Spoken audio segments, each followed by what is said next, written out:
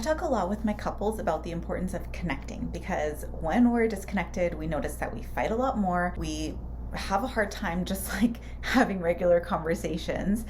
We don't open up to each other about what's going on in our lives. So we don't get that social support that we so desperately want from our partner. We tend to spend less time together. It's like disconnection breeds more disconnection. And when we're feeling disconnected from our partner, everything feels harder. It's harder to just manage life. So when I have couples that are severely disconnected, they often think that, they're disconnected because they have problems in their relationship. But I would say you have problems in your relationship because you're disconnected.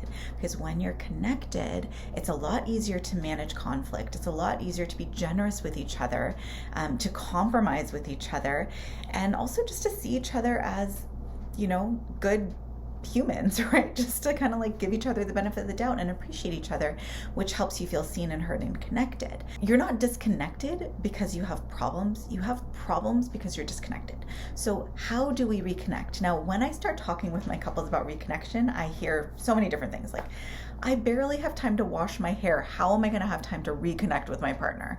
Or if I decide to reconnect with my partner, that's going to cut into the already limited time I have to work out or, do self-care or hang out with my friends or whatever else the case may be. But connecting actually does not have to take hours and hours. It can take as little as 20 seconds. I'm not even exaggerating.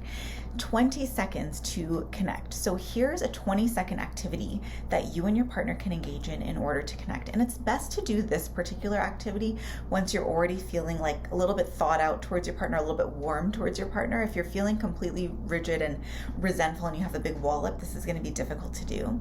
But if you're in a relatively good place with your partner, but you need to connect a bit more because let's say you have young children and you just don't have time to connect, or let's say, work has gotten really busy, so you haven't been able to spend as much time together, what you can do is get together every night before bed or whenever during the day you actually have a few seconds together. You put your hand on your partner's chest or you hold their hand and you just say to them, "You're my person. I'm so happy I'm with you. I really adore being your partner."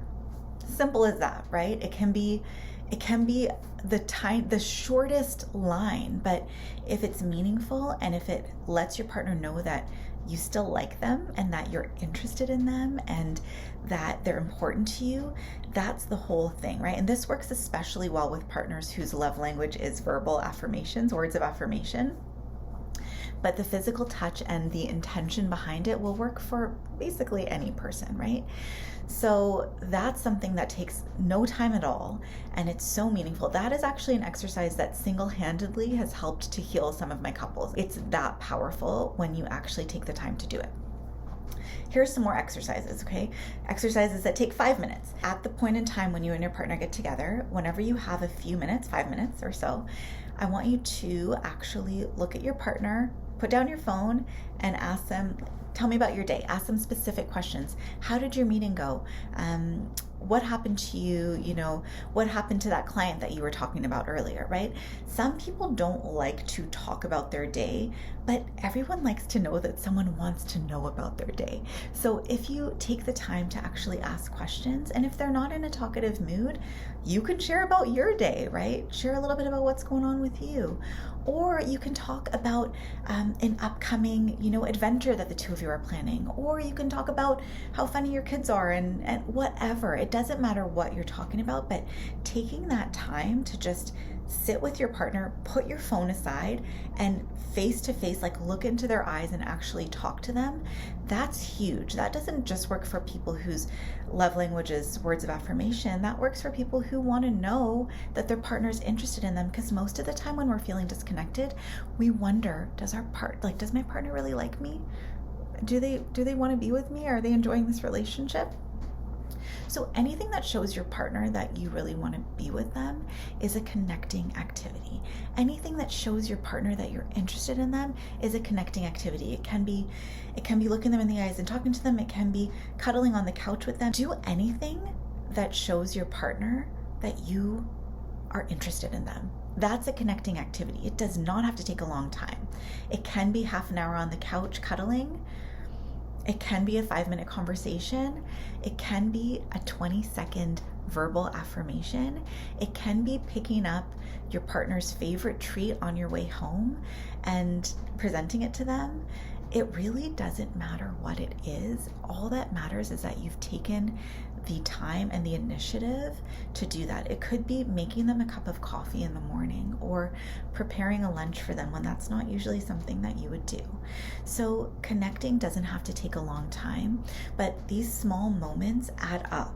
Because if you're committed, if you make a commitment to yourself to show your partner at least once or twice or 3 times a day that you're thinking about them, I guarantee your relationship will start to shift. And at first it'll just be you that it shifts for, because yes, your partner's going to appreciate it, but they're not going to know if it's a one-off or if they can trust it yet. But you doing those actions will actually help you like your partner more. Because when we do something, when we go out of our way for someone, it actually increases our positive feelings towards them. So go out of your way for your partner. Do something kind for them. Do something to connect with them. And when they do something kind for you, really take the time to appreciate it.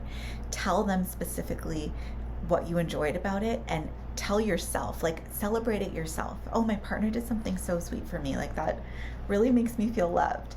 Think about it, boost that up in your own self, and eventually you'll find that your whole relationship is going to be infused with a lot more positivity and a lot more appreciation. When you take the time to connect every single day, you learn how to reconnect when there's been some kind of a blip, an argument or a disagreement or something like that, and your relationship is basically like protected just by doing small acts of kindness for your partner every day. I hope this has inspired you to go out and buy them a dessert that they like, or bring home a coffee, or make them something, or share some kind words with them, or sit down and talk to them for a few minutes at the end of your day. And I can't wait to hear about some of the positive changes that have happened in your relationship as a result. I'm Jena. I'm a couples counselor. Please like, subscribe, and share this with your partner, or share it with someone that you think could really benefit from it. And I look forward to sharing more information with you soon.